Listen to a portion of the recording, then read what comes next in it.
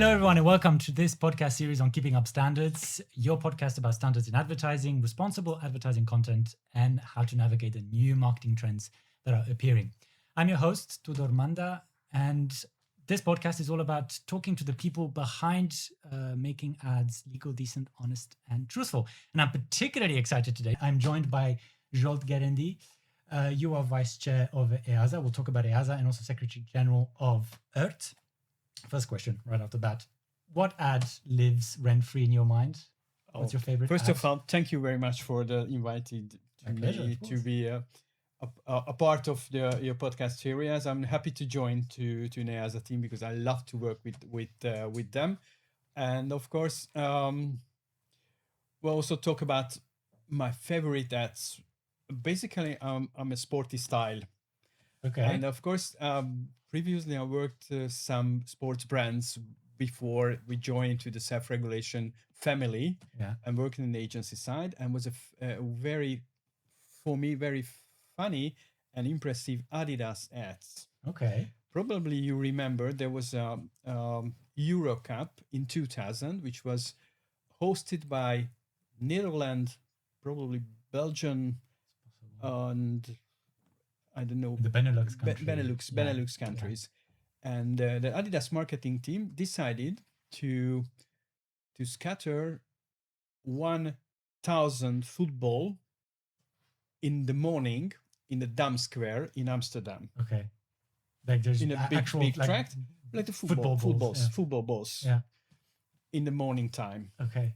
And there was some cameras, and the cameras is shooted what's the people doing with the balls. Yeah. Because it was a surprise situation, and it was very impressive how to engage the people to be a part of the football story, and then Adidas joined to the Adidas brands to play with the balls, to think some fun things. There was one people who stole the ball in the coats because it was an original balls of the event of the World Cup. Yeah. Euro Cup. The Euro Cup. Yeah. Euro Cup. So it was a fantastic. It was 26 years before. Yeah. When I was young, I would say, but I was fantastic. So there's a simple creativity to put in, and of course they managed a fantastic communication story, because it was a football is everyone who is playing with the balls. So that was my favorite ad. It's interesting because it's the sort of marketing stint that is affiliated obviously with Euro Cup, World Cup footballs. And we have one this year, I think, another World Cup. Yeah, that would be the World Cup in the US. USA, Mexico, and Canada. Are there usual concerns that come with these big sporting events that relate to advertising, different types of issues that come with sporting events, whereas some advertising issues don't come when there are not any sporting events? Well, if we talk about the main issues, which is connecting to our life, and the switch to the advertising self-regulation, is the biggest issue around the big sports events, and the marketing is an ambush marketing. Okay. So how the small company use the benefits of the big events and joint, for example, in promotion, and use all the pictures and slogans which is connected to the main sports event. This is what we should secure as a guardian, and help and support to the marketing community, not just for the agency side but for the advertising side as well. And of course we do it because we have guidelines for every big sports events. We create guidelines for the advertisers and for the agencies, what is the proper way of the communication in and around to the event. Yeah. We have a great cooperation with the Hungarian Olympic Association. Okay. And of course we have a football association as well, but sometimes it's not interesting because the Hungarian team is not qualified to the World Cup. And this is the time when the Hungarian Football Association is not interested into working with us sometimes, but we use as the FIFA and the UEFA instructions. You mentioned ambush marketing. Maybe very quickly about what ambush marketing is it's when a brand tags on to other marketing events unrelated to the official brand of that sporting event. Yes, especially for its strong and amplify in the sports events in Hungary to create a promotion and try to use that's emblematic elements of the World Cup footballs, and of course the logo and the Kabbalah figures, and which is not supported and approved by FIFA. Official, but of course there is no FIFA office in Hungary, so this is what I wouldn't like to, how can I say, to prevent the biggest scandal of the advertising. And this is why that could be a good way if you give an advice before to do an advertising. And this is why the mission, one of the mission of the earth in an everyday works to be a part of the good compliance, not to give a big issues and big problems when the advertising is appear, especially on the big sports events. It makes total sense. Because you mentioned now that the idea of for a brand to check its ads, marketing content, marketing strategy ahead of any sporting event or even just a marketing campaign is to make sure that it is compliant with the rules you mentioned as well. You have guidance on sporting events and ambush marketing. We'll talk about that in a second.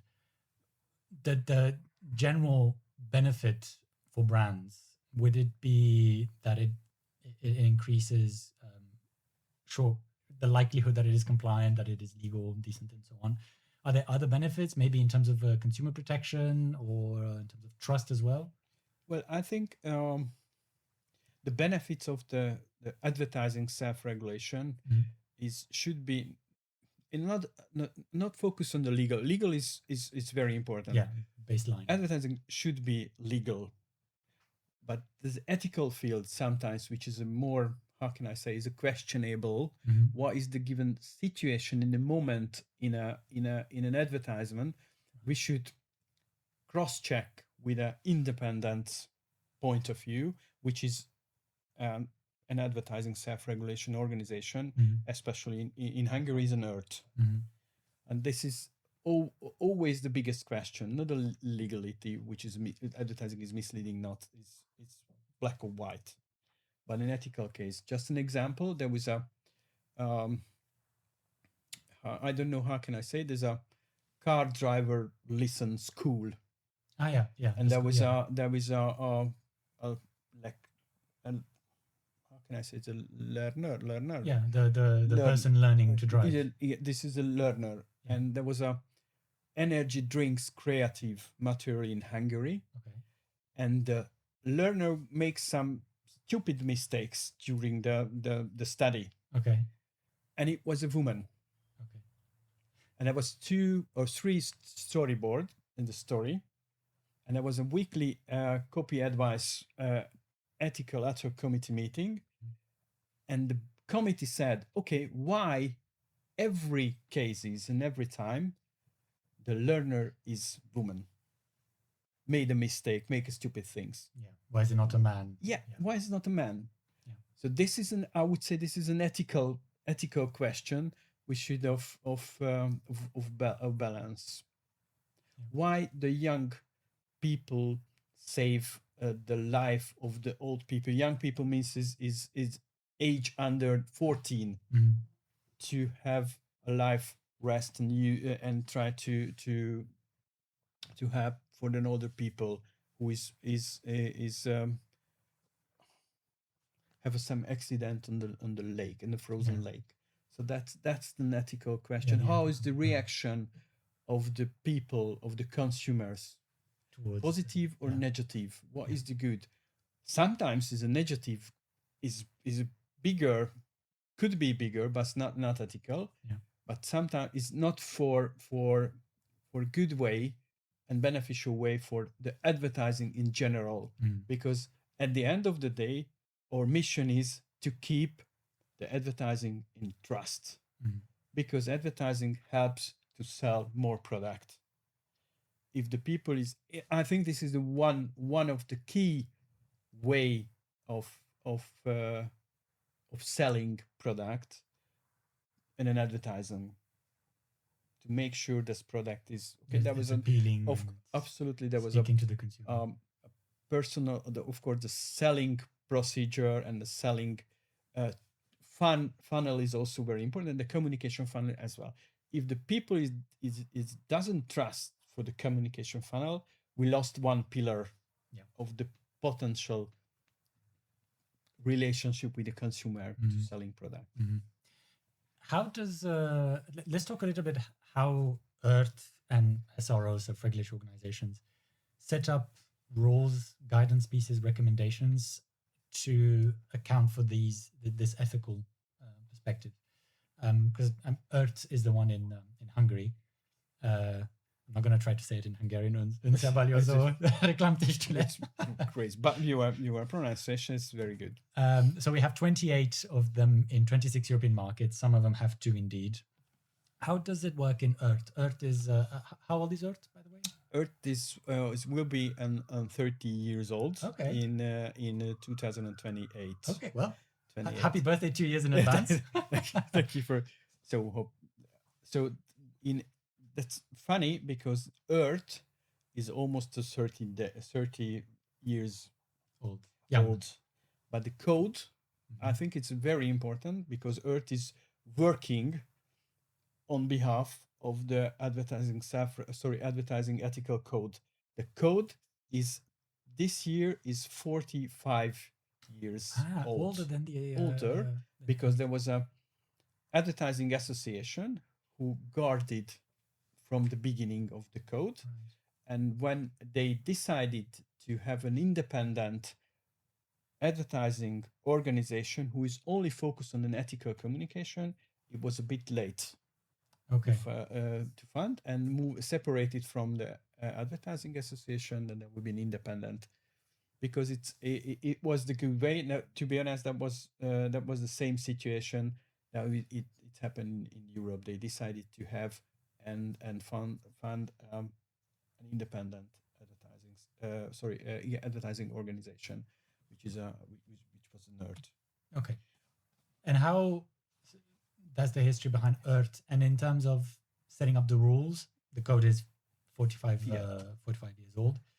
How does Earth go about to set up the rules, update them? Maybe do you work with external partners in the legal side, academics, consumer protection organizations? Maybe that's interesting because I'm joined to the Earth. It's 2019. Okay, and after 2019, Ildiko said, "Okay, Zsolt, you will be the project manager of the upcoming code revision." And I said, "Why not? It's not a. It seems to me it's not a difficult way to have that." It wasn't almost 2 years of the code revision, start from the beginning to have a publication. 1.5 year. It's in the middle of the COVID as well. That was so. That's very interesting because revise a code is not an easy way. Not just for a 1 or 2 page documents. I would say this is a Bible of the ethical communication, especially in those markets like Hungary, where the trust of the advertising self-regulation is high. So the companies, for advertisers and agencies, expect to have a complete package on behalf of code. So that was the mission, and then my experience on that. So we started to find all NGOs, professional association, and not just for the marketing communication association, but for the food industry, for the cosmetic industry, for the food supplementer, for alcohol industries, to send them to the currently available code. Look, this is the current wording. If you need any kind of support on that, this is the time to give 1.5 months. You have executive committee meeting or general assembly to discuss about the code Mm. revision and modification in wording by wording. And that was simultaneous with that process. We start working on each and every part of the code. We also see the structure, and we see, okay, what is the minimum new elements we should add to the code, because it was updated in the middle of 2010. So 2015, that was a last revision. Yeah, So there was, to be honest, there was 5 years before. there was no digital marketing, or there was a minimal digital marketing before that. We need to rebuild a new part of the code, which is focused on the digital. But there was no influencer. No, it was still up and coming. Yeah. That's so this is why there was not a big relevance for. Okay, there was a relevance, but there was not big relevance of the green area. The green claims, environmental issues. Claims, yeah. Okay. So that's fine. There was we need to check and strong about the alcohol, because there was new brands who is start to promote and sell the non-alcoholic product, but alcoholic brand name. So that's sort of a brand tricky. extension. Yeah, absolutely. Alternatives. But it's dangerous because it's non-alcoholic. But what is the border when we say, okay, this is for alcoholic, should focus on the rules of the non-alcoholic advertising, which is not. But they said, okay, this is 0.0, okay, but this is the same name of your alcohol product. And we start to work with an association, and they said this should be an alcohol advertising. Sorry for Hungary. And then, of course, that's the start of phases when the companies start thinking about, if you have a 0.0, we need to have a new brand for this 0.0. Yeah. Not a brand extension of the alcohol beer, for example, or spirit that people know, but a separate brand. Absolutely. And that especially for the flavored beers. Yeah. Fruity flavored beers. So now the code, the last edition of it, or the last update, was 24 in 2024. That's 2 years ago. The next update, if there is one, would be in a couple of years. I think the industry is much more faster, because 3 years before, when we work on a codification with a committee, because it's also important there is a committee who is working on a code codification. Right. There was no AI. The big word we've mentioned. There was no AI. So 3 years after, now there was an AI. One was the biggest question, and I think biggest, how can I say, is an indicator of the in an industry, not just for the communication and the content of advertising, but for the communication industry in itself. How to navigate AI's impact in advertising. And an advertising industry, what we should. So that's very, very interesting. Of course, we only talk about an AI at the moment, but there was a slight development. We saw together with you what happened in influencer marketing 5 years before. We don't talk about the Azure biannuals for influencers. No. Every meeting has a key priority. Yeah. You managed and developed a fantastic program of edetics, which also adapted in Hungary, but it was a fantastic initiative. Let's talk a little bit about adethics, actually. Okay. So you mentioned influencer marketing was not as big a thing as it was in 2015. It was still up and coming. EASA did not have a recommendation or guidance on it. I think SROs were starting to think about it slowly as a new stakeholder, new kid on the block kind of situation. It might have been France or the UK who were the first, maybe the Netherlands, who coined the idea, okay, we should probably do something about it.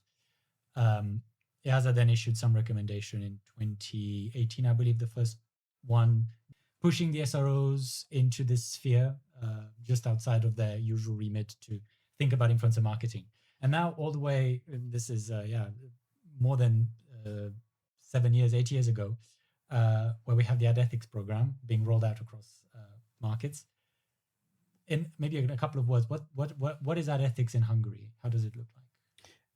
Well, I think just one step back. Sure.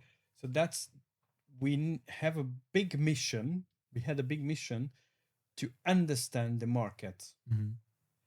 Influencer marketing is the same rule, has the same rule than a TV advertising. So there is no differentiate, because at the beginning you mentioned in 2017 and 18 there was a creative elements of the communication, to have some content creator asked to write or show something about the product, but there was not easy to well labeled as an advertising. And of course the industry is dramatically increased because lots of companies said, okay, there was a TV advertising, there was a outdoor advertising, and of course there was some content creator. If the brands decided to use the small elements of the communication, I think this is a cumulative story. So every brands add some little money to influencers. Yeah. It's growing and growing and growing. And of course, they said there is a big business potential of to communicate with the content creators, mm-hmm. and also realize that from the consumer side there was a positive feedback, there was a bigger selling rate, etc., etc. And of course also another focus from the authorities. They said, okay, why is happening it that? Is the advertising is labeling properly or not? Labeling it properly or not? What we should do? And of course that was the moment when we said, okay, let's start it to focus on an influencer communication. There was no ethics, which developed an influencer training program for the brands, mm-hmm. and of course for the agency. And we decided to try to find directly to the influencer, which is, I think this is, I wouldn't say that's impossible, but it's a very, very, very difficult way, because this paper was secured by the agency side, and of course some brand side. And that was the moment when ethics could positive informants from the policymakers as well, not just from ourselves, to communicate and promote and push lots of money behind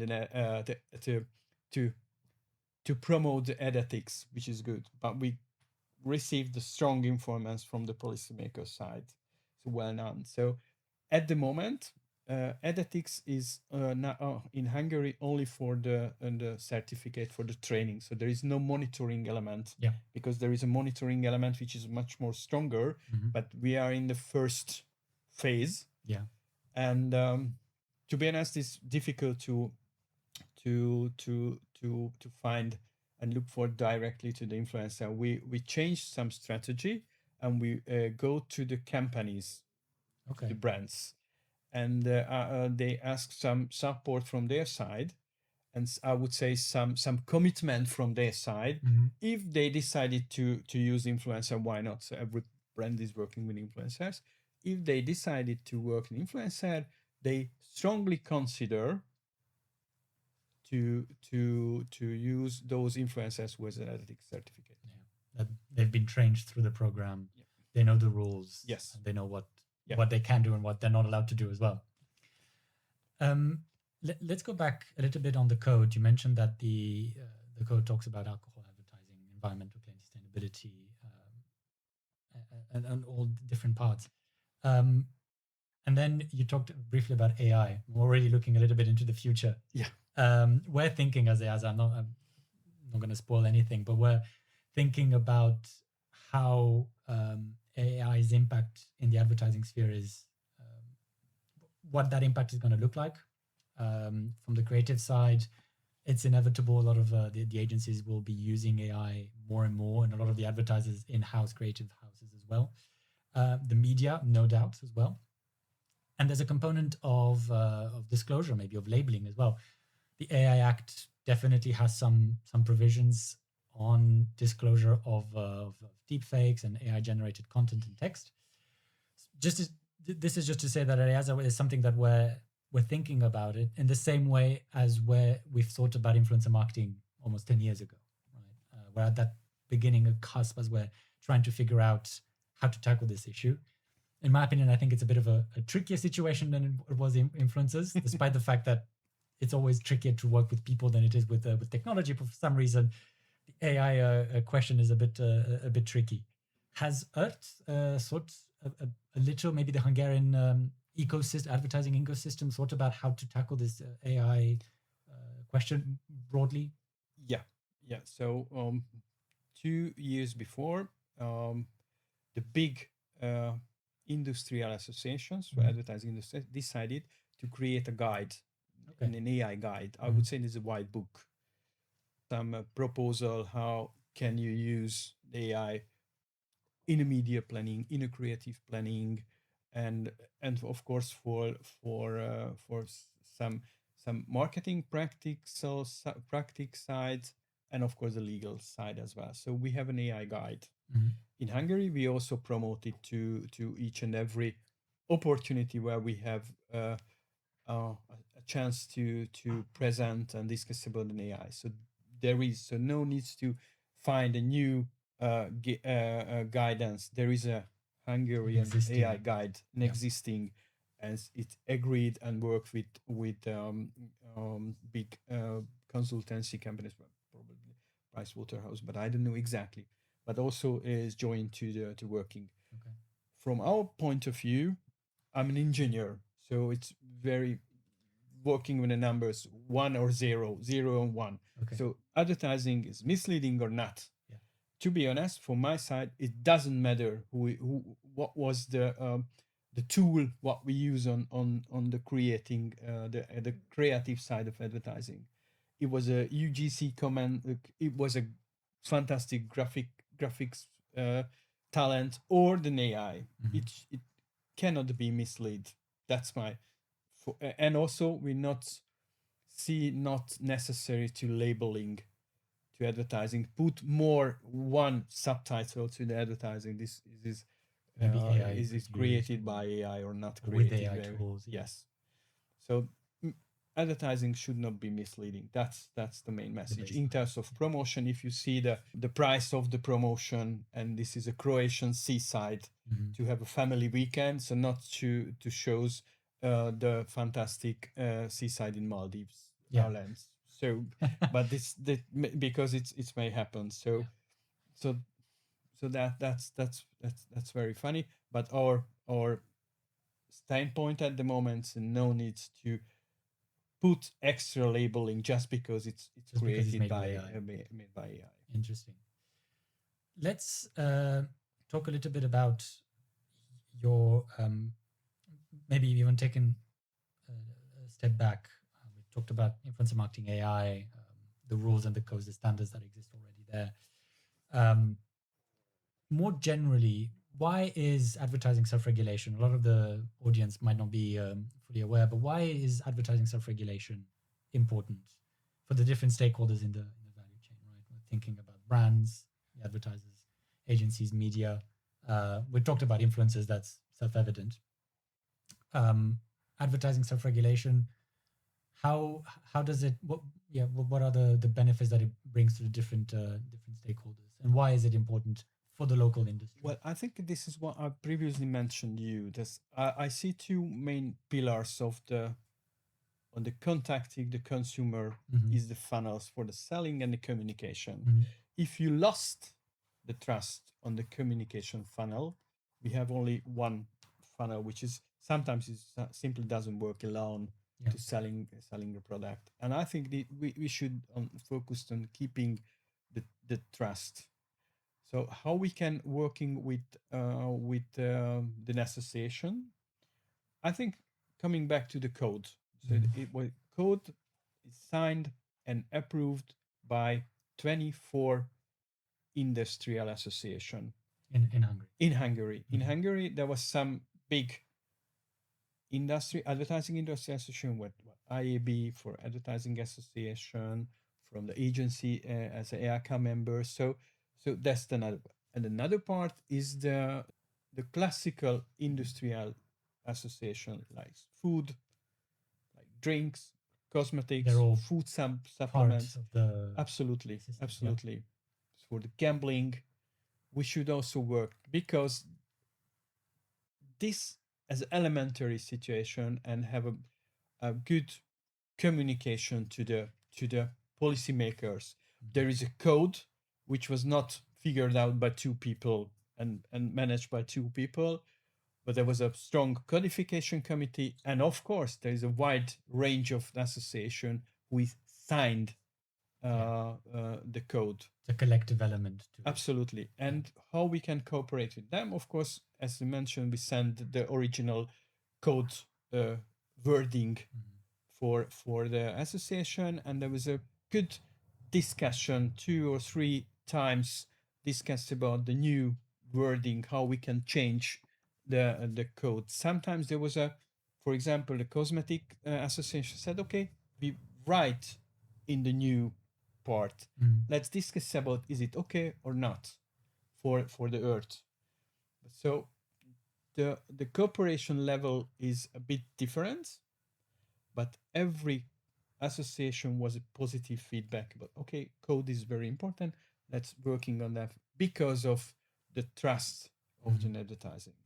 Zsolt, it's been absolutely lovely talking to you. Oh, I always. You've been vice chair of the European Advertising Standards Alliance now for 2 years, I believe. Yeah. Is there any highlight in your time as vice chair of EASA that really something stood up to you in the past 2 years? To be honest, I'll how can I say? When I'm joined to the self-regulation community, I have no ideas about what does it mean. So if of course I learned a lot from my biggest supporter is Ildiko, who decided to join. Many people have learned, but also there was I'm coming from the multinational area, but I worked with lots of young, talented people. More energy, more talent, more dynamic. This is why I love to go to Brussels and to the EASA, because you have a fantastic team. And of course, there are we see also some new trends. What is already available in European level, but it's not in a local level. And of course, we would take about this is what, for example, in edetics, you decided to develop it, you did it, and we also take it to Hungary. Yeah. And of course another side. So if we have a good idea, a good project in locally, it could be. I think I should responsible for presenting and showing it to as probably the bigger markets already did it, but as a small country, I should probably motivate the same level of advertising self-regulation and give some inspiration to do it at, because there is not a big staff, not the funds, not the big resources. We can do it in a small company in order to reinforce the brand awareness of the advertising self-regulation in a small company. Yeah. And of course we take some self-confidence on that. So that's how can I say, is a back and forth situation. Win-win. Exactly. I mean, adethics essentially is inspired, I would say, off of the French model of training and certification that then rolled out through EASA. And it's funny that you mentioned that when you joined the advertising self-regulation ecosystem and EART, you weren't really aware. I think a lot of people aren't really aware when they work in EASA or the SRO. They learn about it in this whole very niche but quite large ecosystem of people that work to making sure advertising is responsible, legal, decent, honest, and truthful. And that's why I think the last question I would have, this is a podcast series. We'll hear from different people at different, whoever comes to the office, really. Who would you want, in your informed opinion, who would you put in this chair that you think we should hear from in future series? Well, I think there would be a lot of people, because there was a lot of talent in the people, but I would suggest from the people who I think it's managed fantastically, the Dutch self-regulation. And of course, sometimes I feel he is my mentor. He is my supporter. Okay. He's an Otto van der Harst. Yeah. Interesting. He's a great speaker. Yeah. There was no question which is not answered by him, and always a support and positive. So I would suggest, if you have a chance to invite I'm sure Otto, he will be. Yes. it's not so far from by train, so 2 hours from Amsterdam to Brussels. But I would suggest Otto. Is there anything you would ask him? How can you manage the influence on the digital issues and the development of that Dutch SRO and the support team is doing? Because it's fantastic. You know, they developed an ad libra, they developed an influencer monitoring. So I love to see what is happening in Netherlands. How they see as well because that's another dimension of what we are working, because we are using the already available systems, editics and children portrayals and any other things, green claims, but there are some extra development is happening in Netherlands. This is my picture about what is, and that's very interesting. This kind of knowledge, this kind of mentality, how we can not stall it, take it from their side. Absolutely. For me, it's very inspiring. I remember that time when I just worked in the Dentsu side, an agency side. What was the Earth? Earth was an association who sent a TV copy, they send a positive feedback, we send a print and key visuals. And now the Earth has also a good partner for the digital media, for the social media, for the influencer. So we try to keep the rhythm as faster as the industry is also developed. So Earth should be on this flow, because if we can the same flow, we will have a good partner and useful partner for the company, for the industry. Yeah, it creates that excitement. Absolutely. Zsolt, thank you so much for your time. If anyone's interested in learning more about EARTH and EASA, I would highly advise people to check your website, right? It's yes, absolutely. HU? HU. Exactly. And if you have any complaints as a consumer, you can always lodge them, you're based in Hungary, you can always lodge them with EARTH. Oh, thank you very much for the opportunity to being here, and always a nice pleasure to join with an EASA team and discuss about what is happening in advertising self-regulation, especially or Hungary. So thank you very much for your time and the possibility. Cheers. Many thanks.